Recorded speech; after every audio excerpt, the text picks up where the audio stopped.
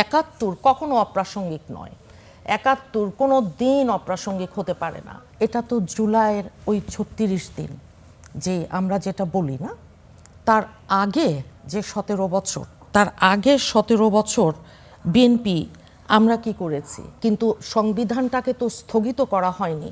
এটা তো কোনো বিপ্লবী সরকার গঠন করা হয়নি, যেই কথা আজকে সংসদে আলোচিত হয়েছে। অ্যাডভোকেট ফাহিমা নাসরিন মুন্নি যেমনটা বলছিলেন মোহাম্মদ সেলিম উদ্দিন যে বিএনপি মহাসচিব মির্জা ফখরুল ইসলাম আলমগীর এই আন্দোলনে বিএনপির তেমন কোনো সম্পৃক্ততা নাই এমন কোনো কথা বলেছেন ওই সময়ে, যেটি আসলে মনে হয় গণ অভ্যুত্থানে বিএনপির তেমন কোনো অবদান নেই, সেটি হয়তো প্রকাশ পায়। এই ব্যাপারে আপনি কি বলবেন? এবং সেই সাথে জুলাই অভ্যুত্থানে বিএনপি সহ অন্যান্যদের অবদান নেই এমন কথা আসলে কারা বলে? অনেকেই তো বলে। কারা বলে কথা হচ্ছে সেটা না, কারা বলে এমন কথা?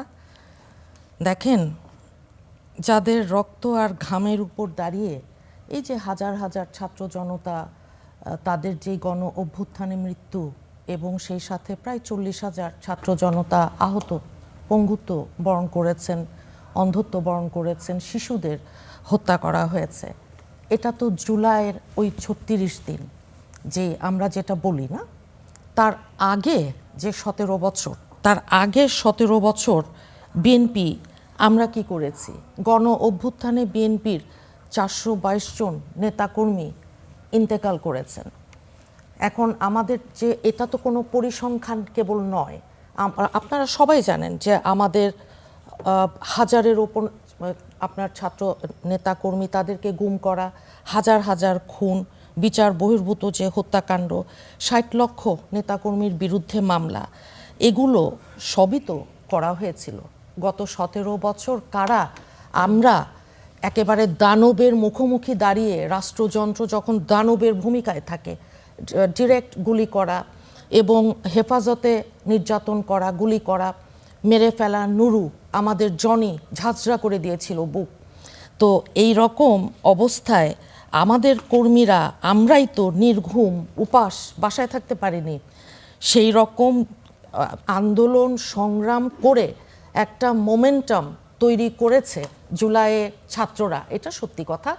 এবং সেই সাথে আমাদের যে যেখানে আমরা আছি, যে যেভাবে আমরা পেরেছি, আমরা সবাই সেই জুলাই আন্দোলনে, আমাদের সবাই আমরা ওই জুলাই আন্দোলনে বাংলাদেশের প্রতিটা মানুষের আপনার সমর্থন ছিল বলেই এটা এই রকম ভাবে ফ্যাসিবাদ, স্বৈরাচার, একদলীয় কর্তৃত্ববাদী যেই সরকার, তারা পালিয়ে গেল, পালিয়ে যেতে তাদেরকে বাধ্য করা হলো। এখন এই রকম অবস্থায় আমাদের মহাসচিবকে নিয়ে কিংবা অন্য তুচ্ছ-তাচ্ছিল্য, ছাত্রদের নাকি আমাদের কেউ তুচ্ছ-তাচ্ছিল্য করেছেন, আমাদের কোনো নেতার, উনি নাম বলবেন, নাম বলেননি, কিন্তু এই ধরনের বক্তব্য খুবই অনাকাঙ্ক্ষিত বলে আমি মনে করি। এই ধরনের বক্তব্য অত্যন্ত অনভিপ্রেত আমি মনে করি। ৭১ কখনো অপ্রাসঙ্গিক নয়, ৭১ কোনো দিন অপ্রাসঙ্গিক হতে পারে না। প্রাসঙ্গিকতা আছে ৭২-এর সংবিধান থেকে।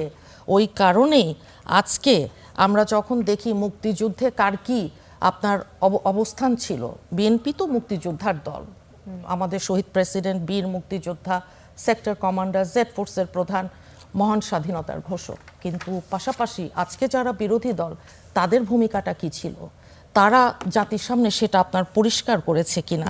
৭২-এর সংবিধানে কাদের এত আপনার গাত্রদাহ হয়, কিন্তু সংবিধানটাকে তো স্থগিত করা হয়নি। এটা তো কোনো বিপ্লবী সরকার গঠন করা হয়নি, যেই কথা আজকে সংসদে আলোচিত হয়েছে, যেই কথা আমরা এতদিন ধরে বলে আসছি, উইচ ইজ ট্রু।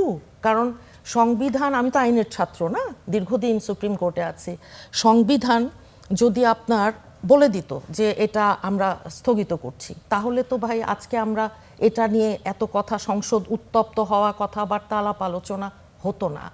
তাহলে নতুন সংবিধান, নতুন করে আপনার কি করবেন, কিভাবে হবে, সব কিছু